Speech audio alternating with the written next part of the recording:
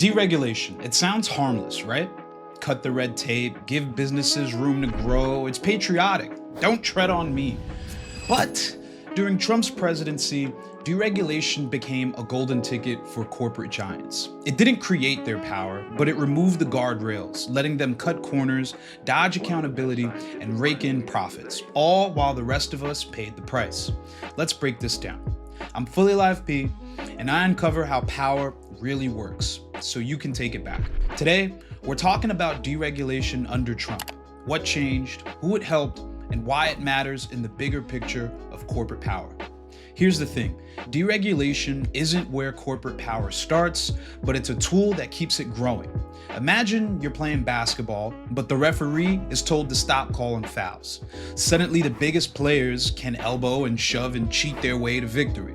That's what deregulation does. It takes away the rules that keep corporations in check. Let's look at the playbook during Trump's presidency. In 2017, his administration announced plans to repeal the Clean Power Plan. This wasn't just about carbon emissions. It was about protecting communities from pollutants linked to asthma, cancer, and heart disease. According to the American Lung Association, areas near coal plants saw a 40% higher risk of respiratory illness after the rollback. It's incredible.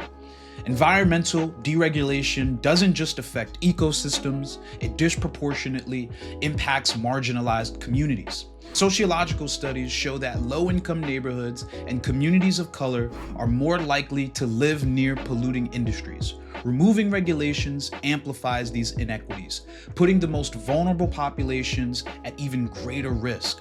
In 2019, Trump's team redefined the waters of the United States rule, removing protections for small streams and wetlands. A study by the Nature Conservancy found this exposed nearly 112 million Americans to potential drinking water contamination, particularly in rural areas that depend on small water systems. And this isn't just about policy, it's about perception.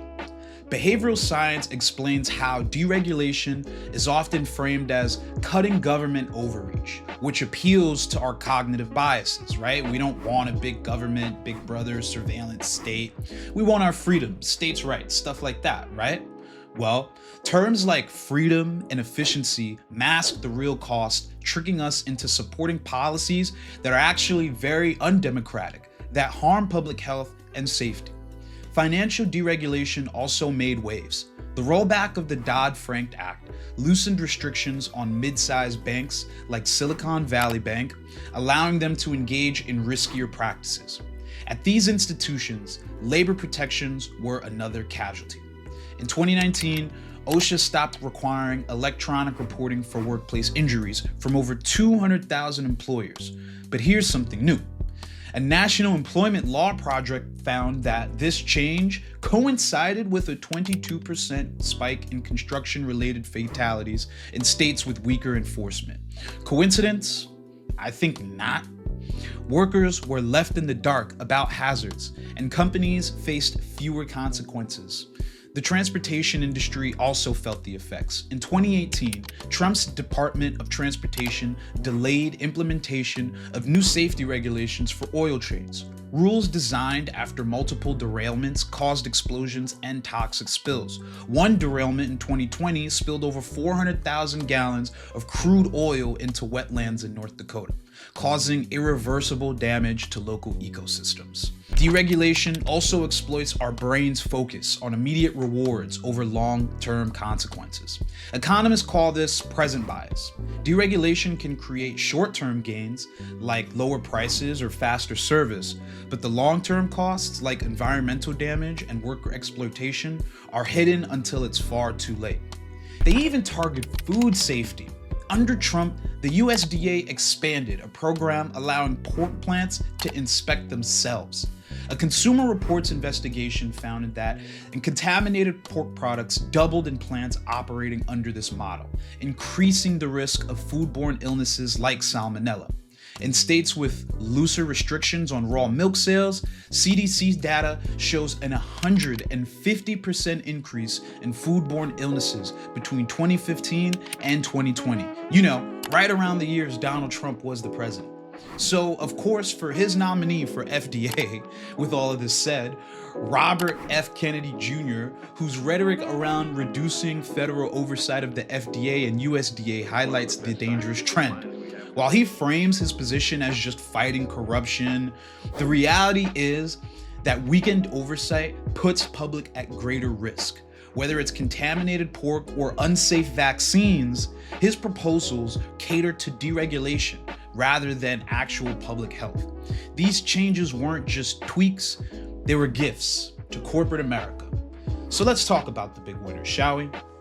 The fossil fuel companies like ExxonMobil saved billions thanks to weaker pollution controls.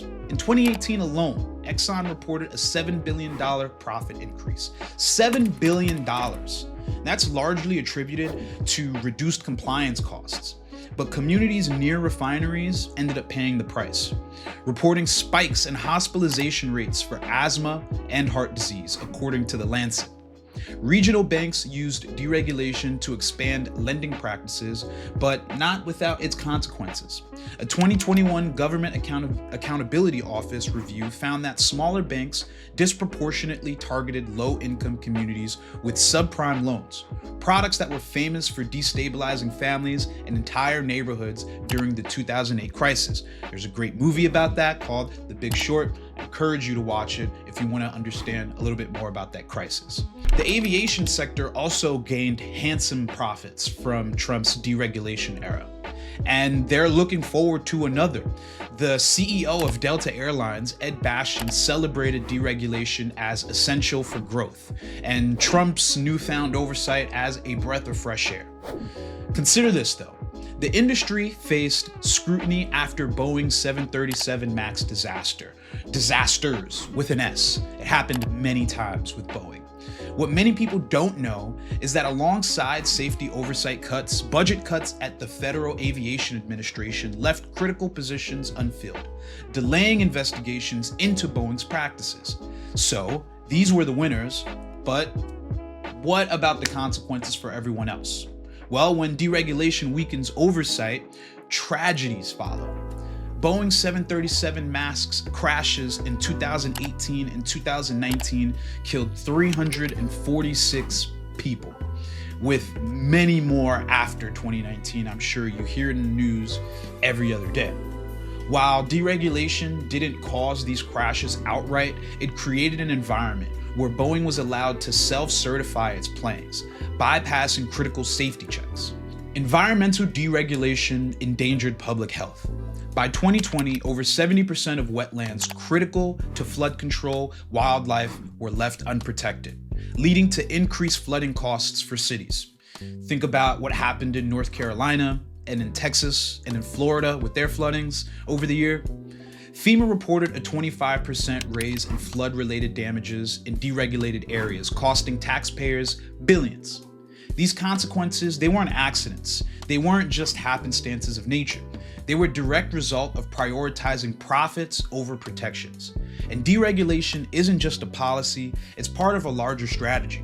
Deregulation is how corporations maintain and expand their power. It removes the rules that limit their influence, creating a system where they're free to consolidate industries, exploit workers, and dodge accountability. Antitrust laws, designed to stop companies from getting too powerful, are rarely enforced.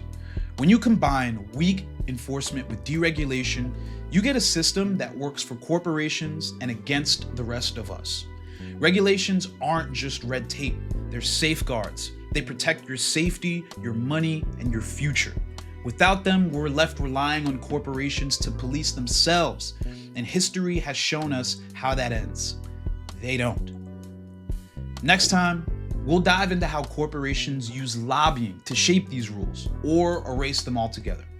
If this resonated with you at all, please share it, like it, comment something that you learned or an idea that this sparked. And let's keep exposing the truth together. Thank you for watching.